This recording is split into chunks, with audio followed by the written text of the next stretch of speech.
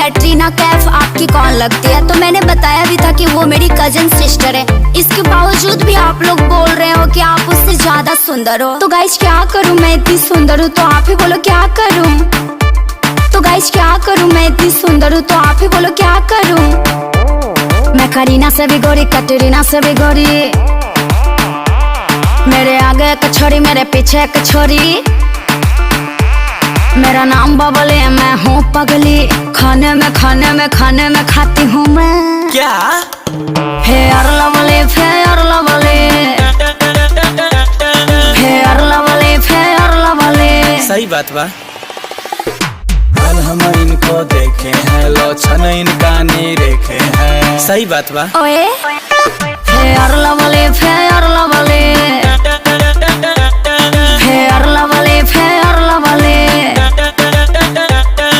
चिकला चिकला,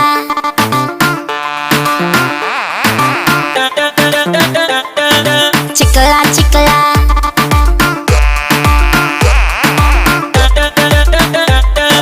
चिकला चिकला। अछराया मार पाली लेके घूमे ली थाली। हाय जान मारे मोर कनवा के बाली।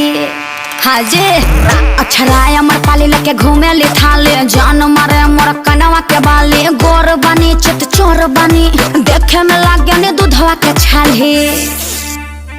तो गाइस क्या करूं, मैं इतनी सुंदर हूँ तो आप ही बोलो क्या करूं। तो गाइस क्या करूं, मैं इतनी सुंदर हूँ तो आप ही बोलो क्या करूं। मेरा नाम बबले, मैं हूँ पगली। खाने में खाती हूँ मैं। क्या? Fair Lovely, Fair Lovely, Fair Lovely, Fair lovely. लागी ना मलाई नियन उजर नहीं खाया ही जादू सर के हो जोड़ा। कब होला न फुनसी फोड़ा हो। अखिया हमारा नूरानी जैसे बिसलेरी के पानी। मोरा घघरा राजा सठानी हो। मेरा नाम बबले, मैं हूँ पगली। पानी में घोर के पीती हूँ मैं।